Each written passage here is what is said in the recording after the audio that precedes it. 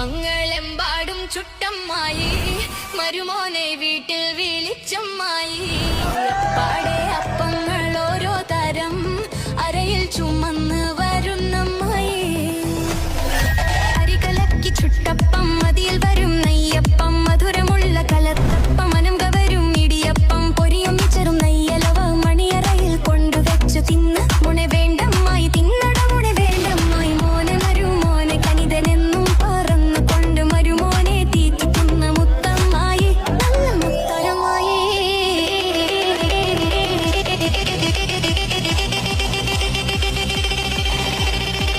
അപ്പങ്ങളെമ്പാടും ചുട്ടമ്മായി